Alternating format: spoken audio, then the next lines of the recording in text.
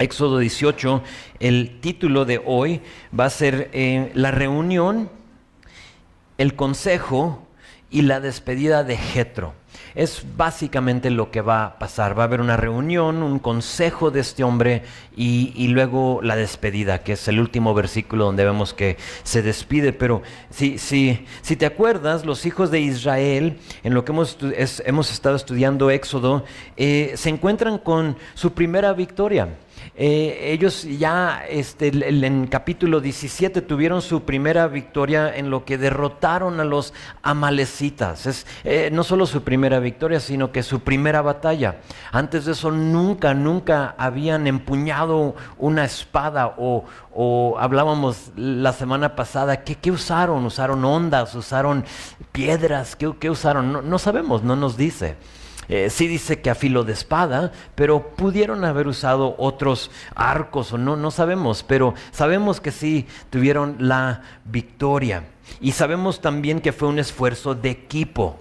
¿Se acuerdan? Está Aarón, está Hur, está Josué peleando la batalla, está Moisés levantando las manos. Entonces vemos que Dios empieza como que a formar este equipo y han experimentado varias cosas de parte de Dios.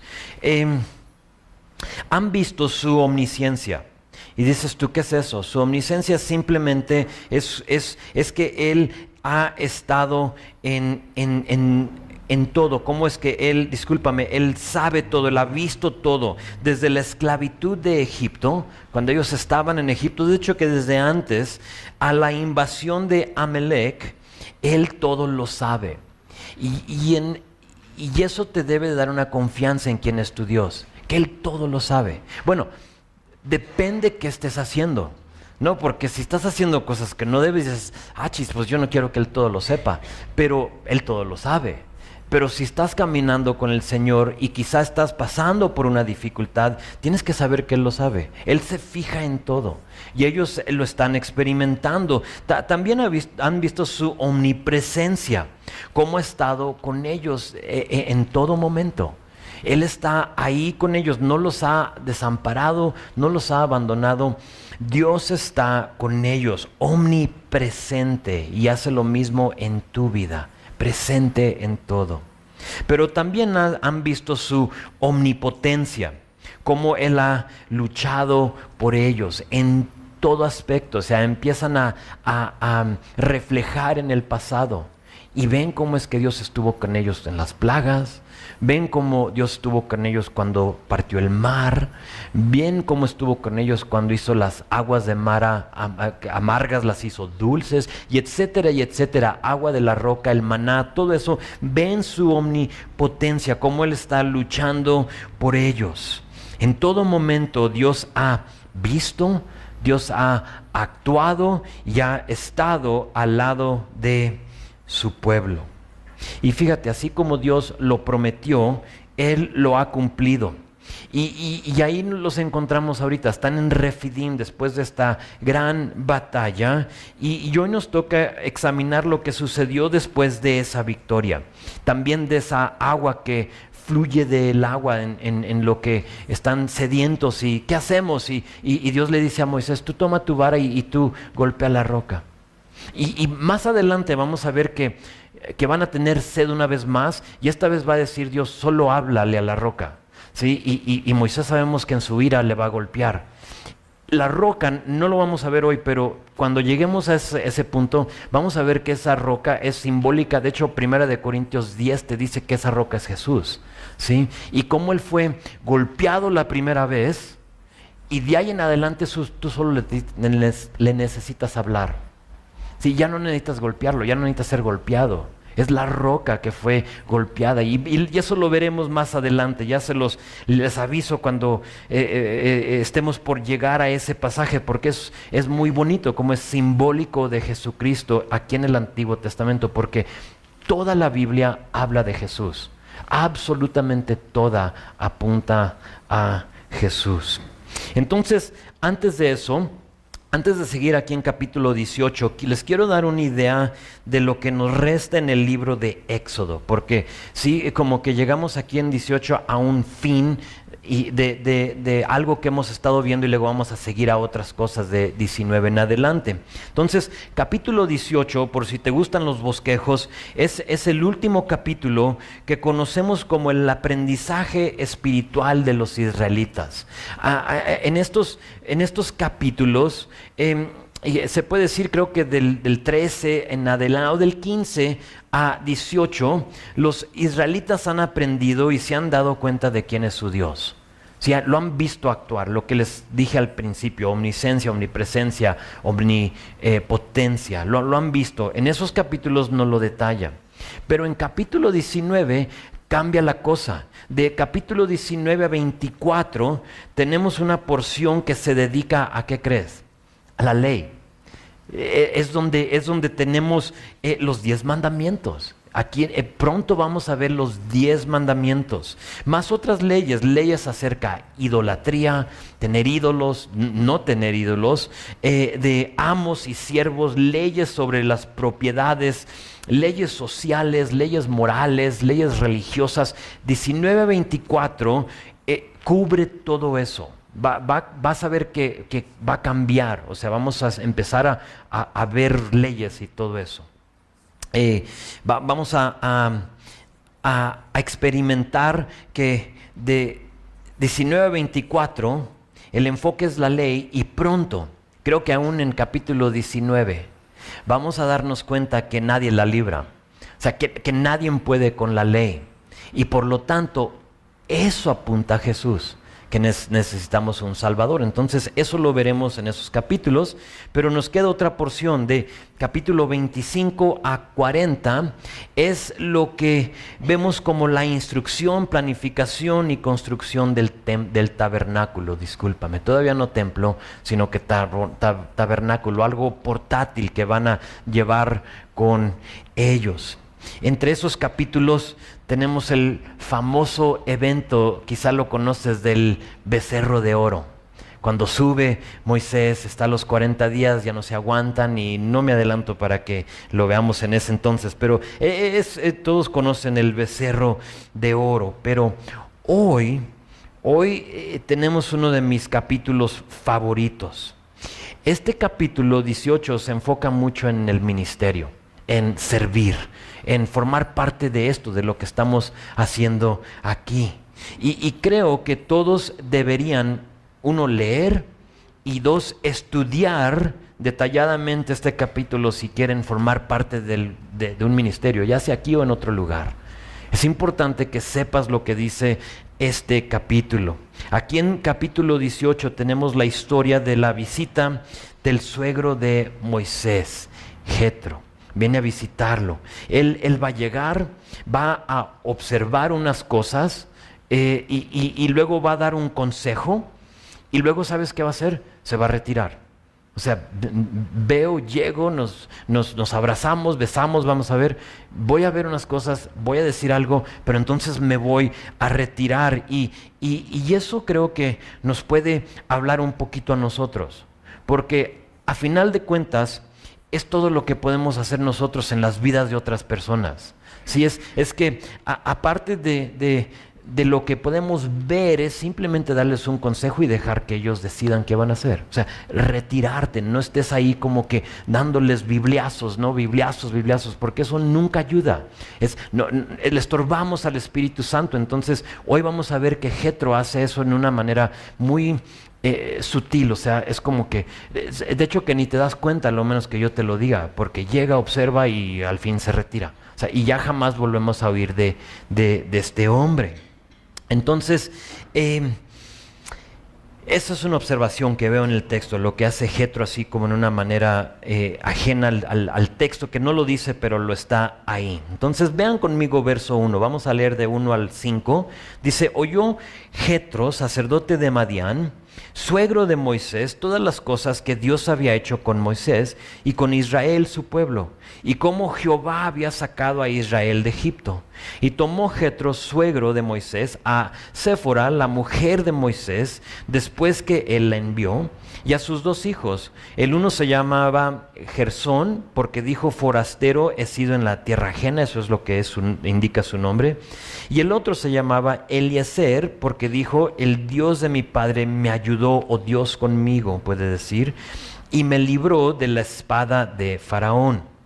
Y Jetro, el suegro de Moisés, con los hijos y la mujer de éste, vino a Moisés en el desierto, donde estaba acampado junto al monte de Dios. Jetro oye de lo que Dios había hecho con ellos. Es muy probable que Jetro, sabemos que ahora ya le dieron recado de todo lo que había hecho Dios, pero es muy probable que como que lo incitó para ir a visitarlo era esta victoria sobre los amalecitas. ¿Por qué? Porque los amalecitas eran vecinos de Jetro. Él vivía en estas áreas, estaban en la misma zona, en el mismo municipio, se puede decir, y si era más grande que un municipio, por lo menos en el mismo estado, y se había dado cuenta de lo que estaba pasando, pero quizá también se dio cuenta del agua que fluía de Refidim y del milagro de él. ¿Se acuerdan que les dije que no era un chorrito que salía del agua? O sea, estamos hablando de agua para 2 millones de personas. Entonces, imagínate cuánto agua se requería. O sea, arroyos empezaron a fluir. Nos damos cuenta que Dios va a suplir una vez más así. Y eso lo ven, y con él estaba la esposa de Moisés. Dice que estaba Séfora. Y no solo esta mujer Séfora, sino que también sus hijos. Ahora, esta va a ser, por si te gusta anotar en tu Biblia, va a ser la última mención de la esposa de Moisés en la Biblia. Jamás vamos a oír de ella. Su nombre no va a ser mencionada ya, su última vez. Séfora por última vez mencionada aquí. Ahora, la última vez que oímos de ella fue en Éxodo capítulo 4. Y si te acuerdas, ellos iban en camino a Egipto. Él ya la zarza ya le habló a Moisés. Él ya ha dicho: me regreso a Egipto para ser parte de este éxodo, a sacar a mi familia o a mi pueblo, más bien dicho, a mi gente. Y ahí en camino, la última vez que vemos a Séfora es cuando ella se enojó con Moisés y le dijo: a la verdad tú eres un esposo de sangre, y le avienta el prepucio de su hijo, porque Moisés se le había olvidado circuncidar a su hijo al segundo, y por lo tanto ella se enoja, y es la última vez que vemos y escuchamos de ella. Ahora, sabemos que de ese punto Moisés fue a Egipto solo, y ella se regresó a Madián, donde estaba su papá Jetro, donde estaba Moisés por 40 años. Y ella se regresa, pero aquí por primera y última vez vemos a Séfora. No solo ella, sino que a sus 2 hijos, Gersón y Eliezer. Ahora, de ellos no sabemos mucho. De hecho, que no se habla de ellos menos en Primera de Crónicas 23. Habla y menciona a estos 2 hombres, pero estamos hablando solo de su descendencia, de sus hijos. No nos detalla absolutamente nada de ellos, solo que tuvieron familias y estos son los hijos, y los nombra y se acabó. Realmente ellos no forman parte de la historia, y por lo tanto muy poco es dicho de ellos. No sabemos mucho de ellos. Pues se da cuenta Jetro que Dios ha estado haciendo cosas que Moisés él sabía que Moisés iba a como a guiar y a liberar a los israelitas. Entonces él, sabiendo eso, dice: ya andan en el desierto, ya vienen en camino, ¿sí? Y él, como digo, ya lo sabía, y ahora él manda un mensaje. Ve lo que dice verso 6. Dice: y dijo a Moisés: yo, tu suegro Jetro, vengo a ti con tu mujer y tus 2 hijos con ella. como se solía hacer en ese entonces, mandaban a alguien por adelantado para anunciar que venían. En ese entonces no tenían el lujo del WhatsApp, entonces no podían mandar el mensaje para decir venimos en camino, entonces pon la comida, el café, porque ahí venimos. Y no, o sea, tenían que mandar a alguien por adelantado, y eso hace, y dice, vengo yo. Soy Jetro, tu suegro, pero no vengo solo, sino que vengo con tu mujer y con tus hijos. Ahora, sin duda, yo pienso Moisés emocionado. No sabemos cuánto tiempo han pasado separados, pero creemos que es como un año lo que ha pasado del tiempo que Moisés dejó a su esposa en capítulo 4, se regresa, él va a Egipto, las plagas, este tiempo. Sabemos que en el desierto solo tienen 2 meses. Entonces ha pasado un tiempo, no mucho tiempo, máximo creo que un año sin verlos. Y vean cómo los recibe, verso 7. Y Moisés salió a recibir a su suegro, y se inclinó y lo besó, y se preguntaron el uno al otro cómo estaban. Y vinieron a la tienda, no a la tiendita de la esquina, sino que estamos hablando de su tienda de campaña, su casa, eran tiendas de campaña. Los invita, vengan, entren a mi casa. Ahora, esta salutación era común, especialmente si era alguien de respeto. Moisés respetaba a su suegro y por lo tanto se inclina y lo besa. Pero quizá preguntes, ¿y por qué no menciona cómo saludó a su esposa y sus hijos? ¿Sí ves que falta? O sea, no sé tú, mi esposa y yo tenemos el lujo de que tenemos una muy buena relación con nuestros suegros, pero si vienen mis suegros con mi esposa y mis hijos, o sea, con todo respeto, primero a mi familia. Sí, o sea, te quiero, pero hazte a un lado, ¿no? O sea, ¿dónde estás, mija? Y no sabemos por qué. Lo único que yo puedo entender es que Moisés no está enojado. Moisés no está actuando en una manera irrespetuosa. Solo que no era habitual que los hombres honrados hicieran o le dieran la atención a la mujer. Subestimaban a las mujeres y quizá por eso no registra el saludo. No estoy de acuerdo con eso. Las costumbres ya han cambiado mucho hoy en día, pero lamentablemente esas costumbres, no leyes, son costumbres. Jamás vas a ver en la ley de Dios que diga a las mujeres subestimen a las mujeres y no les hablen y no las reciban. No, para nada. De hecho, que vemos que Jesús muchas veces iba con las mujeres y las buscaba, ¿sí? Cuando nadie más los hacía. Los fariseos es como que todavía tenían esas secuelas en ellos, ¿no? De que, pues es que las mujeres, no, o sea, no queremos nada con ellas. Jesús viene y cambia todo. Pero lamentablemente hay lugares y hay áreas del mundo que todavía siguen con esas costumbres, subestiman a las mujeres. Pero aquí vemos que se saludan, se abrazan, se besan, y él los pasa a su casa. Pasen a mi casa. Y luego vean qué sucede, verso 8. Y Moisés contó a su suegro todas las cosas que Jehová había hecho a Faraón y a los egipcios por amor de Israel, y todo el trabajo que habían pasado en el camino, y cómo los había librado Jehová. Y se alegró Jetro de todo el bien que Jehová había hecho a Israel al haberlo librado de las manos de los egipcios. Me gusta imaginarme que estoy ahí en esa tienda de campaña con ellos, tomándome mi cafecito turco con ellos, y ahí estoy bebiendo mi café y me pongo a imaginar cómo sería la conversación. O sea, ¿qué le diría Moisés a este hombre? Yo me imagino como Moisés hablando y diciendo, entonces se abrió el mar rojo y eran como 2 muros de agua y pasamos en tierra seca.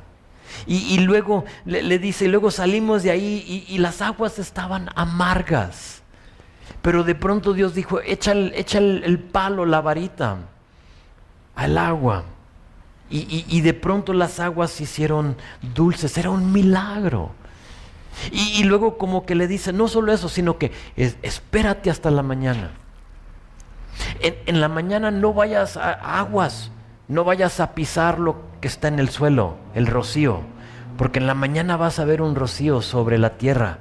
Ese es nuestro alimento, pruébalo, está rico, es el maná, es como Dios ha suplido por nosotros. Y yo creo que era algo así, yo me lo imagino como que diciéndole todos los milagros de Dios, hablando de lo bueno que ha sido Dios con ellos, y Jetro como que nomás alegre y como que recibiendo todo lo que se le estaba diciendo. Y vean cómo reacciona o lo que dice Jetro en verso 10. Y Jetro dijo, bendito sea Jehová, que os libró de la mano de los egipcios y de la mano de Faraón, y que libró al pueblo de la mano de los egipcios. Ahora conozco, fíjate, ahora conozco que Jehová es más grande que todos los dioses, porque en lo que se ensorbecieron prevaleció contra ellos. Sin duda, Jetro había sido expuesto a otros dioses, y aquí el testimonio de Moisés fue la fortaleza de su fe. Los madianitas son conocidos por ser idólatras. O sea, después vamos a ver que se van a unir a los moabitas y ambos van hasta engañar, van a mandar mujeres al campo de Israel y van a engañar a los hombres. Una mujer madianita va a entrar y va a seducir a los hombres. Pero y entonces Jetro era un hombre que conocía de idolatría, sabía de otras religiones o sectas, pero fíjate cómo es que aquí el testimonio de Moisés fortalece su fe. Ahora sé y conozco que Jehová es más grande que todos los otros dioses. No es que no lo sabía, sino que su fe está siendo fortalecida. Era un sacerdote, lo sabemos.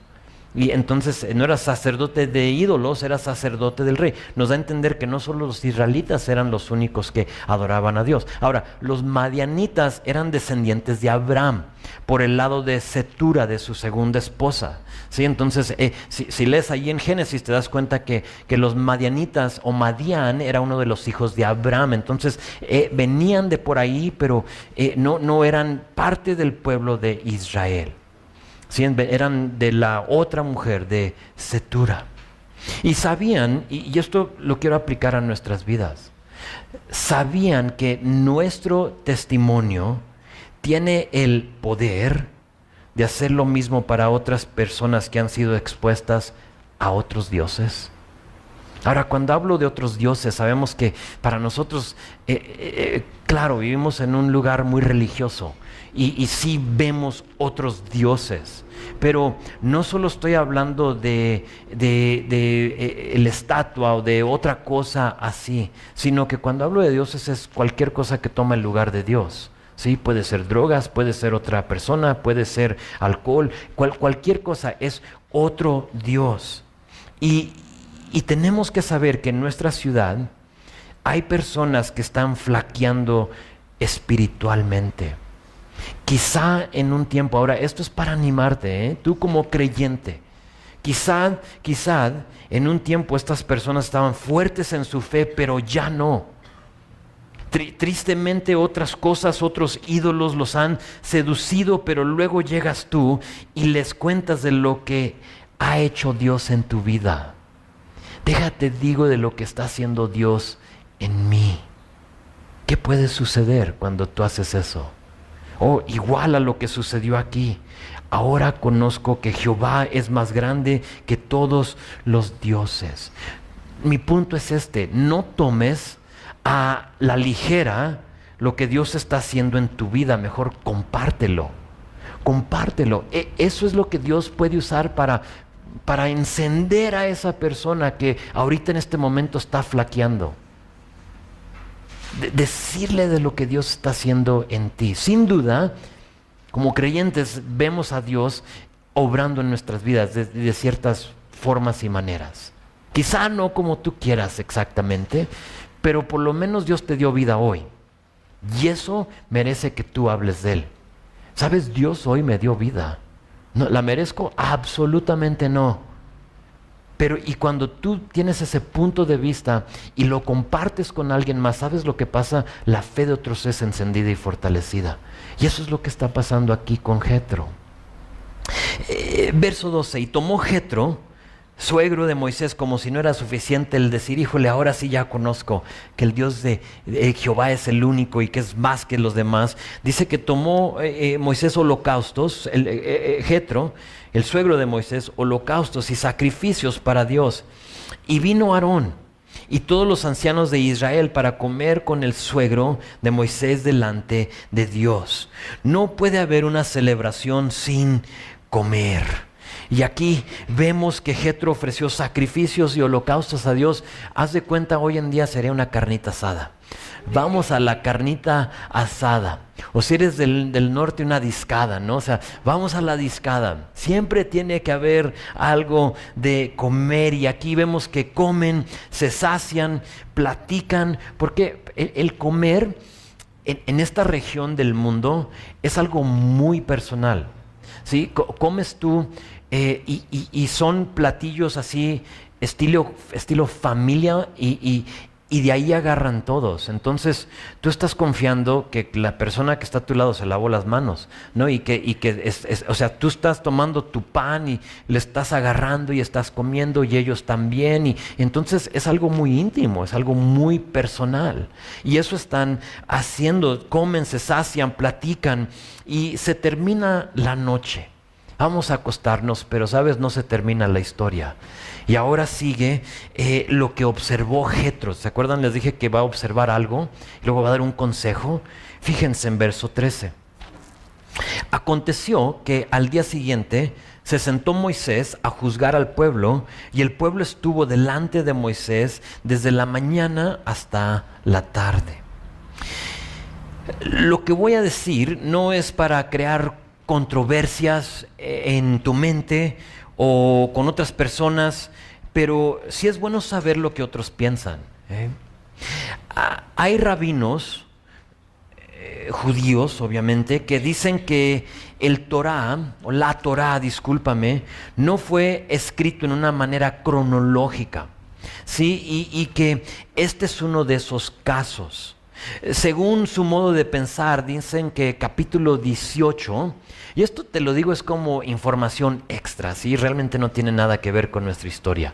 Pero dicen que capítulo 18 sucedió después de capítulo 19 a 24, que les dije era ¿qué? ¿Recuerdan? La ley, excelente, una persona me escuchó. Que es la ley y que la instrucción de Dios, la ley. Dicen que porque aquí Moisés, fíjate, juzgaba, que tenía que tener algo que juzgar, o sea, tenía algo que decir lo correcto y lo incorrecto que había. Más allá, si tú te fijas en versículo 16, baja tu vista a versículo 16, dice que Moisés declaraba las ordenanzas y las leyes de Dios. Entonces, es muy posible que 18 sucedió después de 19 a 24. Pero, ¿sabes? Realmente no importa. Porque yo soy de la opinión que aunque no tengamos ley, tendremos broncas. ¿Sí? Aunque no haya ley, va a haber problemas. O sea, el egoísmo, la lujuria, la avaricia, el pecado ya existía en la gente desde antemano. Y todo eso, ¿qué pasa? Solo sirve para crear problemas entre la gente, aún sin tener la ley. Pero aquí vemos que no importa si fue escrito antes o después, el punto es que noten que es un solo hombre juzgando. Un hombre juzgando a 2 millones de personas. Ahora, no solo como que culpable, porque a veces esa palabra juzgar la usamos de esa manera, ¿no? La palabra realmente es gobernar. Es que él está gobernando, o otra forma de la palabra puede ser resolver. Él estaba resolviendo de los problemas. Venía alguien, él me robó la pala, regrésale la pala. Pues es que ya la vendí, entonces cómprale otra, ¿sí? El que sigue. Entonces era resolver, estaba ayudando, estaba gobernando al pueblo. Entonces, eso está pasando y no importa si era un problema o un consejo, Moisés estaba gobernando a la gente. Pero noten esto, y esto es clave. La gente venía a él. Él no está yendo a la gente está viniendo a él. Y de por sí, con la gente viniendo a él estaba de día a noche. Imagínense si él andaba como de casa en casa. ¿Cómo están? Pásenle un café. O sea, no se podría. Y lo digo porque estoy tratando de pintar una imagen para ustedes de lo que está sucediendo. No se podía. O sea, él tenía que estar ahí sentado mientras que la gente venía a él. Ahora, no sé en qué punto cambió que ahora yo me paro y ustedes se sientan, ¿sí? Pero en este entonces, él se sentaba y ustedes se paraban. Entonces, a lo mejor de hoy en adelante le vamos a cambiar, ¿eh? Ustedes se paran y yo me siento. Pero no estoy aquí para juzgarlos o para gobernarlos. Estamos estudiando la palabra de Dios. Y otra cosa que quiero que noten. Quiero que noten la cantidad de trabajo. Ya como que lo mencioné, pero estuvo el pueblo delante de Moisés desde la mañana hasta la tarde. Y sabes, eso no es sano para nadie. No es bueno para nadie. ¿Te imaginas ser uno de los últimos para recibir consejo o juicio? O sea, yo me imagino como que Moisés diciendo, ya hagan lo que quieran. O sea, ya me cansé. Ya he escuchado 400 casos. ¿Sí? O que sean 100 y que solo alcance a 70 y digas y tú te quedes en la fila y ¿qué pasó? O sea, no me escuchó, ven mañana. O sea, no es sano que él esté ahí desde la mañana hasta la tarde. Pues eso era diario, eso es lo que estaba sucediendo. Un hombre gobernando a todo un pueblo.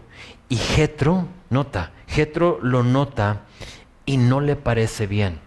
Y por lo tanto le hace una pregunta. Ve versículo 14.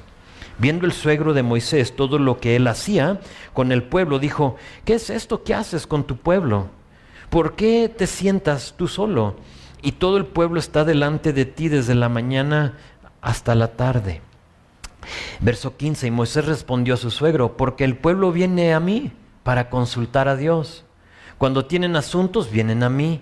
Y yo juzgo entre el uno y el otro y declaro las ordenanzas de Dios y sus leyes.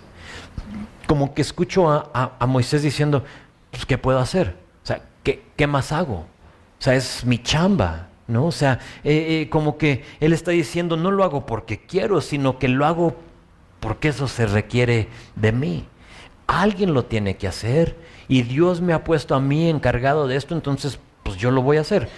No me voy a rajar. Ahora quiero que noten unas cosas de Moisés aquí, muy importante, porque aquí como que va a cambiar un poquito el enfoque al servir, al ministerio, a estar involucrado en las cosas de Dios. Son cosas que son indispensables si quieres servir a Dios. La primera cosa que quiero que notes es que Moisés no se queja. Nota que no está molesto. Simplemente hace lo que veía que se tenía que hacer. Porque ¿a poco no es la perfecta oportunidad para decir, yo sé, o sea, no lo puedo creer, que soy el único y luego este hombre y esta mujer y empieza a chismear de todo lo que está pasando? Fíjate que no lo hace. Nota que no, es un buen atributo de un líder. El que ve lo que se necesita hacer y simplemente lo hace. Noto que eso falta y lo hago. Ahora, eso te sirve tanto en el ministerio como en la vida secular, donde tú estés, en tu trabajo. Créeme que si quieres que te reconozca tu jefe, haz lo que se necesita hacer. ¿Sí? ¿Ves que está el papel en el suelo? Recógelo. ¿Sí? ¿Ves que hay bachas? Recógelas. O sea, haz lo que necesitas hacer, es un atributo. Otro atributo bueno que veo en Moisés es que no es egotista o arrogante, diciendo, pues lo hago porque soy el único que tiene la verdad. O sea, ¿qué más piensas, Jetro? O sea, yo soy Moisés. Y como que está el eco, ¿no? Moisés. No lo está haciendo. Corre cuando un líder hace eso. Solo vengan a mí. Eso no es correcto. Aguas, ya vas mal. Cuando solo, o sea, no vayas con ninguna otra persona, solo quiero que vengas conmigo. Yo lucho sin ofender a nadie para que busques a otra persona y no solo a mí. Estaba comentando un pastor que tuvieron bautizos, no recuerdo cuándo fue esto, y se sorprendió con la cantidad de personas. O sea, nosotros aquí ponemos una lista, pero es una iglesia grande y eran tantos los que se querían bautizar que él no pudo bautizar, sino que tuvo que llamar a otros de los ancianos. Ustedes apóyenme para, si no vamos a estar aquí de la mañana a la noche, ¿no? Como Moisés. Y que dice, ojalá que nadie como que se ofendió, que dijo, no, pues es que el pastor no me bautizó, entonces como que no vale, me espero al próximo año para ver si me bautiza él. No puede ser, no puede ser. No puede ser solo Moisés. Él no está haciendo eso. No en ningún momento dices, es que yo soy el único, sino que el pueblo viene a mí para consultar a Dios. ¿Por qué? Porque todavía no hay liderazgo en su lugar. Eso para allá vamos. Otra cosa que quiero que noten es que Moisés se está matando por no levantar la cabeza. Moisés se está matando por no levantar la cabeza, y con frecuencia Dios pone personas a nuestro alrededor, pero a veces no los vemos. Sí, y me estoy hablando a mí mismo. A veces no los vemos, ahí están, pero no los vemos. Una de las cosas más importantes para un líder es reconocer la gente que tiene a su lado. Reconocer que Dios les ha dado dones y ahora nos toca a nosotros reconocerles y permitirles servir a Dios.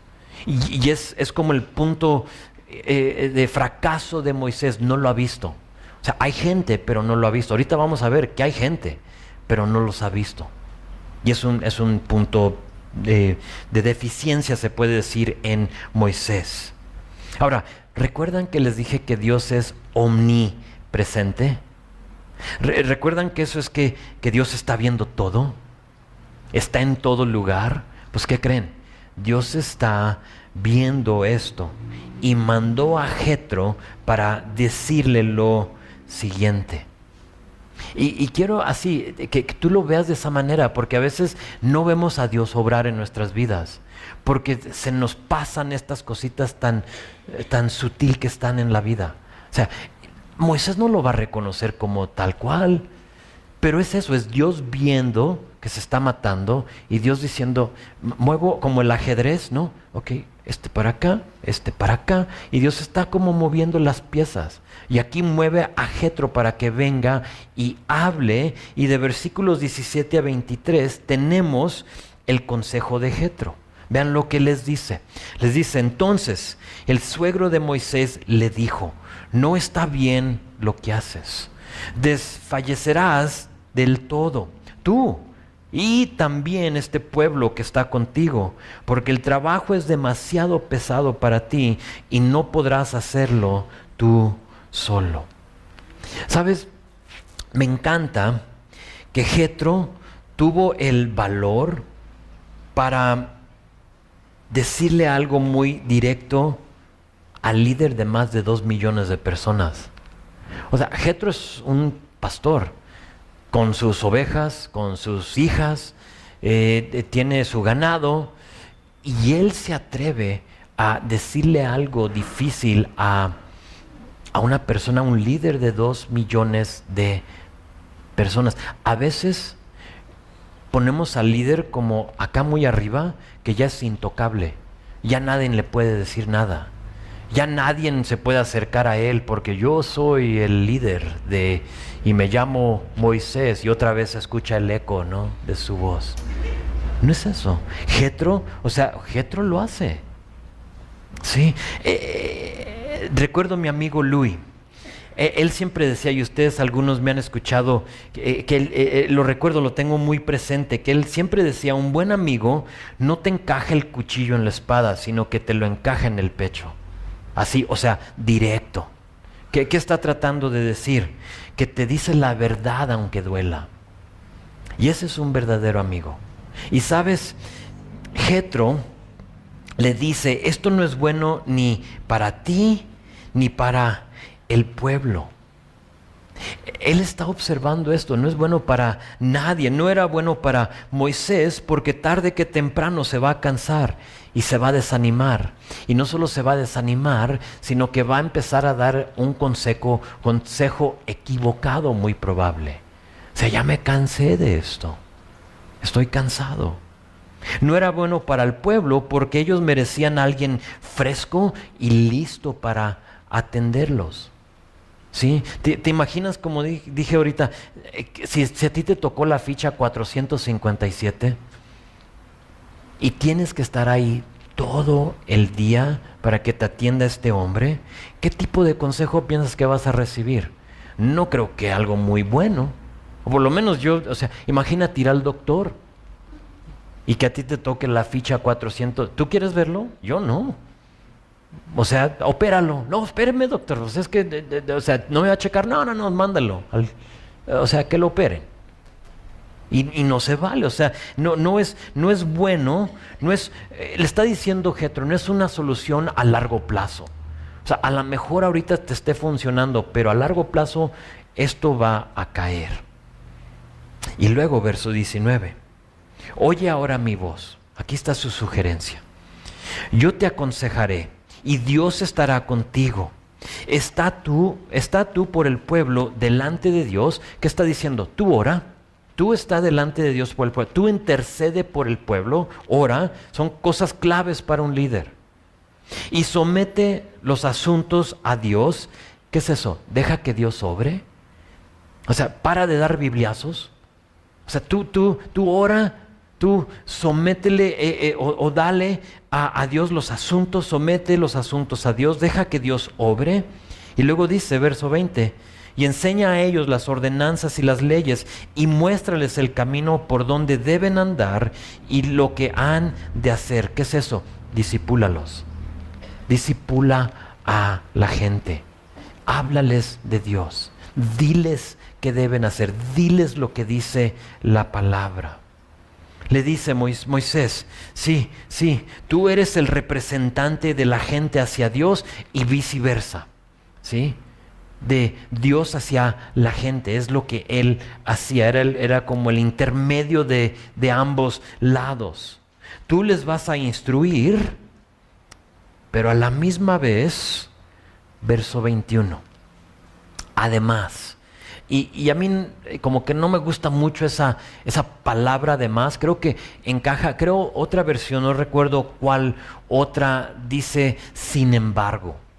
O sea, tú haz esto, haz versículo 19 y 20, tú ora, ¿sí? Tú deja que Dios obre, tú discipula a la gente, sin embargo, fíjate, escoge tú de entre todo el pueblo varones de virtud, temerosos de Dios, varones de verdad, que aborrezcan la avaricia, y ponlos sobre el pueblo por jefes de millares, de centenas, de 50 y de 10. Ahora, estos 4 atributos, si recuerdan el domingo, los vimos. Si estuviste aquí el domingo, te acuerdas que hablé acerca de estos, de hecho que tomé este pasaje para hablar un poquito del domingo, porque estábamos hablando de la manera que gobernamos y somos transparentes aquí en la iglesia en cuanto a las finanzas, para que tú sepas y tengas la confianza en los encargados. De eso hablamos el domingo. Y usé estos 4 atributos que menciona aquí, y si no estuviste, los vamos a ver una vez más, pero así de una manera muy, muy rápida. ¿Sí? Ve lo primero, y les dije el domingo que yo trato de rodearme con hombres con estas características y atributos. Esto es lo que quiero ver en alguien. No solo eso, sino que también lo que dice, por si dices, ¿y qué más habla la Biblia de líderes? Apunta ahí 1 de Timoteo capítulo 3. 1 de Timoteo capítulo 3 te da una lista de los que desean el obispado, o creo que para mí encaja para cualquier persona que quiere servir al Señor. Entonces, 1 de Timoteo capítulo 3 te da información, también te da información Tito, el libro de Tito, capítulo 1, creo que es un solo capítulo, si no me equivoco, pero bueno, si no, porque no recuerdo en el momento, es Tito 1, y luego Primera de Pedro capítulo 5. Primera de Pedro capítulo 5. Puedes usar esos pasajes como un buen guía de qué se espera de un líder, de una persona que sirve en la iglesia. Pero aquí habla de varones de virtud. La palabra virtud significa fuerte, pero no fuertes así como fornidos y así fuertes que van al gimnasio, sino que fuertes en su relación con Dios. ¿Por qué no fuertes, fornidos, así musculares? ¿Y por qué fuertes en su relación con Dios? Porque Moisés no necesitaba guardaespaldas, necesitaba hombres que iban a estar fuertes en su relación con Dios. No era como que, pues aquí los más fuertes, a mi lado para que nadie se me eche encima. No. Está buscando a hombres que están fuertes en su relación con Dios. Y eso solo se sabe a través del tiempo, conociéndonos unos a los otros. Pero también habla que sean temerosos de Dios.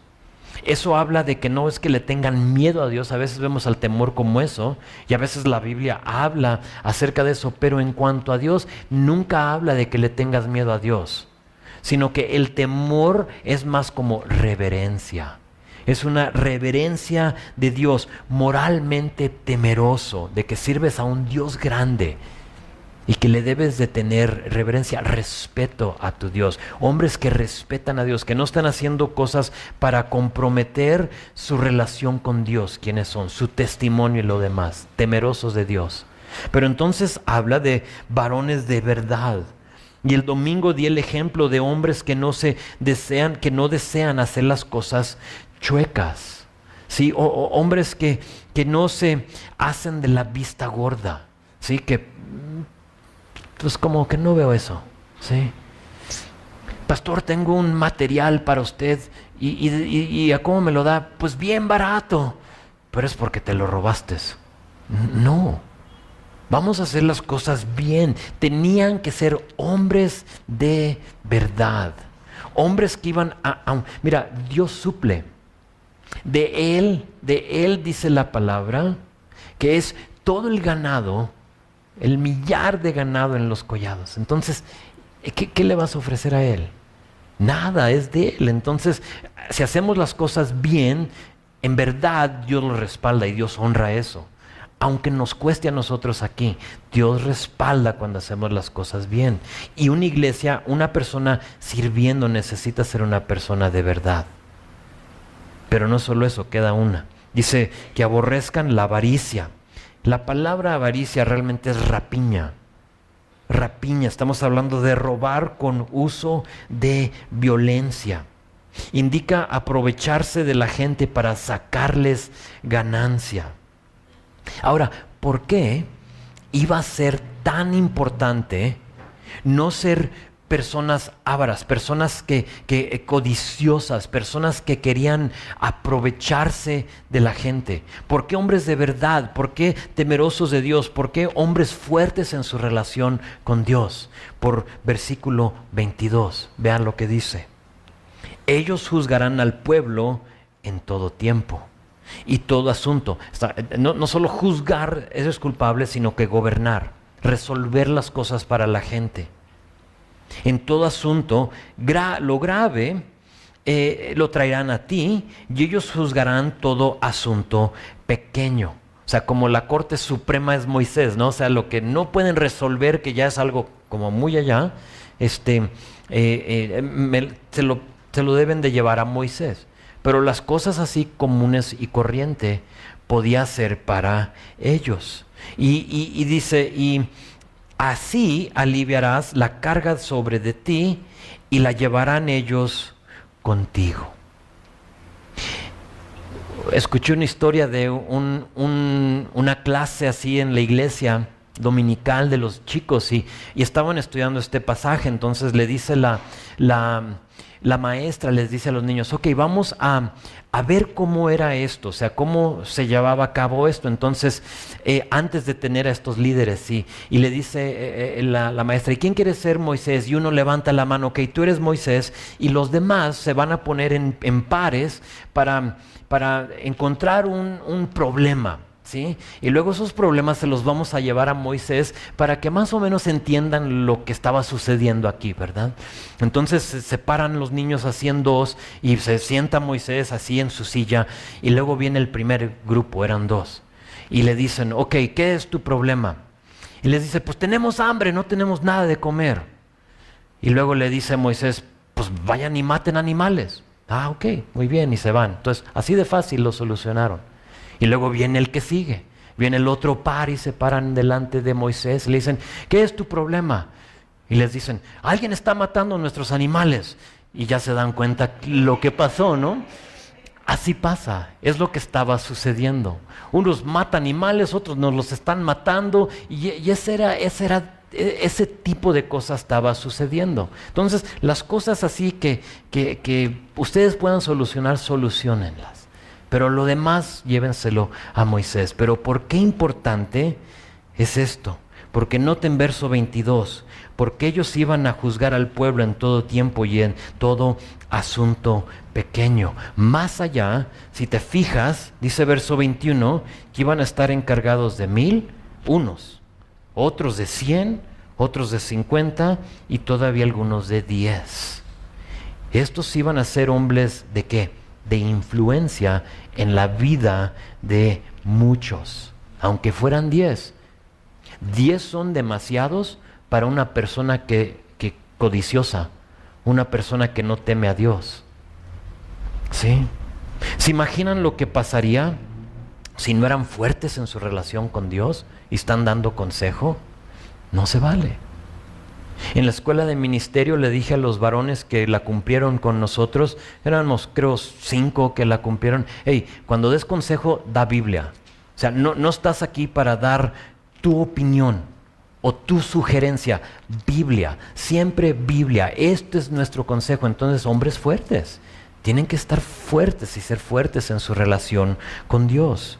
¿Se imaginan si eran hombres codiciosos? Aquí es donde entra eso, que no sean ávaros o codiciosos. ¿Te imaginas si eras y tenías tú a tu cargo 10 personas y tú veías al que tenía 50? ¿Qué pasa? Celos, envidia.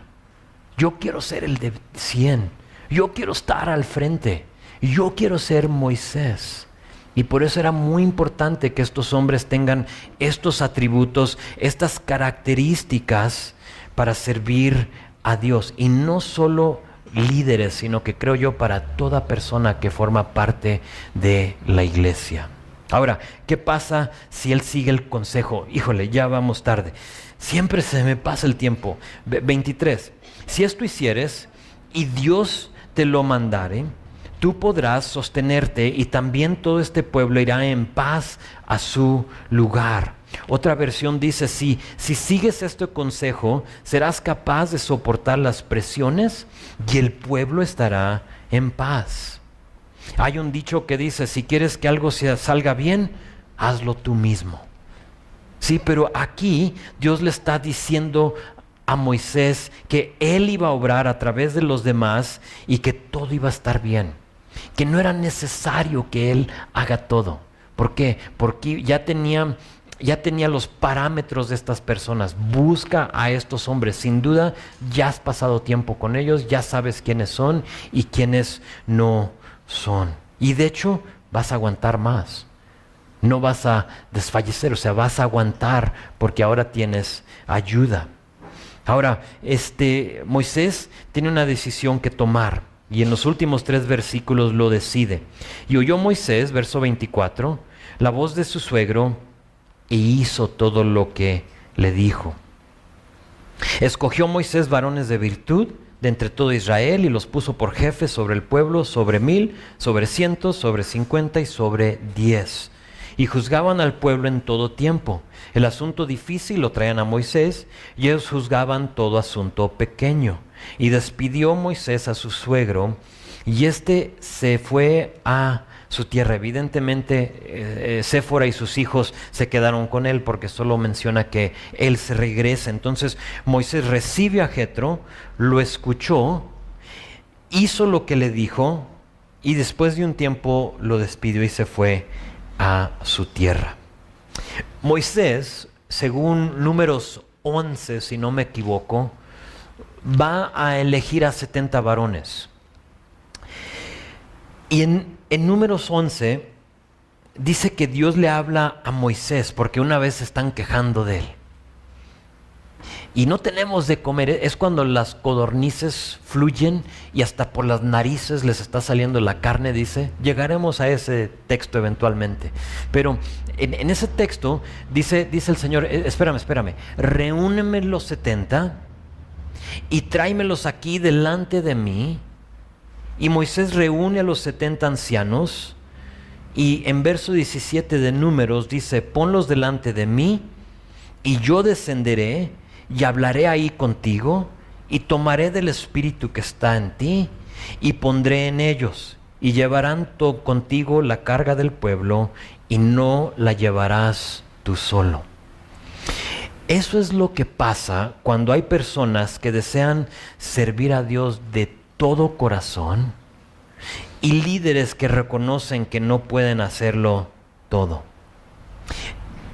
Se requieren ambas cosas. Personas que quieren servir a Dios y líderes que están dispuestos a permitirles que lo hagan. Sí, porque a veces en la iglesia el pastor no quiere dejar ir a nada. Yo hago todo, yo juzgo, yo ordeno, yo hago. Y por lo tanto su matrimonio se está deshaciendo, sus hijos odian el ministerio, nadie quiere estar ahí de su familia. ¿Por qué? Porque papá siempre en el ministerio. Y cuando tienes ambas cosas es algo hermoso, es algo bonito. Es como Dios lo dijo, es lo que Él quiere. Entonces quiero concluir con dos cosas que me impactaron a mí de este capítulo. Uno es que le doy gracias a Dios por personas como Jetro, que tenían la valentía realmente. Y más que nada la experiencia para dar consejo en el momento perfecto. Esto veo, esto observo, esto he visto y esto necesitas. O sea, lo hago, me atrevo a hacerlo. No es fácil, pero es necesario. Y dos, le doy gracias a Dios por capítulos como este que nos muestran que el ministerio no es solo para el pastor. Tienen que saber que yo no lo puedo solo. Más allá, yo no lo quiero hacer solo. No quiero. Se requiere personas y un ministerio que va creciendo necesita y es indispensable que tenga gente que desea servir a Dios. Y eso requiere dos partes. Uno es que las personas que desean servir estudien los capítulos que les di y los apliquen a su vida. Porque a lo mejor tienes el deseo en tu corazón, pero amigo, hermanita, tu vida está totalmente desordenada. Y dices, es que yo quiero servir a Dios. Hace meses, un año, había una persona aquí que decía eso, yo quiero servir a Dios, pero estaba en una relación adúltera. Y discúlpame, le tuve que decir, me da gusto que ames a Dios de tal manera, pero ¿por qué no se lo muestras mejor con tu obediencia a Él? En eso, y luego vemos cómo es que Dios te quiere usar. Y por lo tanto ya no está aquí.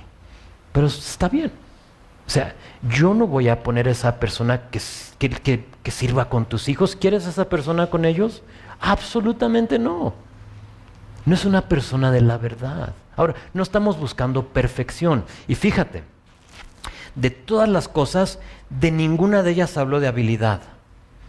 Personas que han ido al colegio bíblico, personas que se saben todos los versículos memorizados, personas que esto, nada de eso. Todo lo mencionado tiene que ver con ¿qué? con tu relación con Dios, con tu carácter, con tus atributos, cosas que dependen de ti, que tú tienes que decidir en tu vida, esto es importante sí o no. Y luego como iglesia o líderes, para que otros sirvan al Señor, tenemos que reconocer el don y pedir el don de discernimiento para reconocer quiénes son esas personas. ¿Quiénes son? Talentos no son importantes, sino que el corazón y la motivación de la persona. ¿Por qué lo quieres hacer? Eso es lo que importa, porque los requisitos aquí en el texto no tienen que ver con habilidad, solo con tu corazón. Entonces, por lo tanto, ahí vamos a terminar, ahí concluimos. ¿Y por qué no terminamos con esto? Con una oración, pidiéndole a Dios que nos muestre ambas cosas. Quizás para ti el deseo de servir, poner en orden las cosas que realmente no le agradan a Dios, tomando en cuenta los pasajes que te di. Y luego para la iglesia, para los líderes, que reconozcan y que tengan ese don para discernir quién sí y quién no en ese momento. Si ahorita estás mal, no quiere decir que más adelante no puedas servir. Eso depende de ti.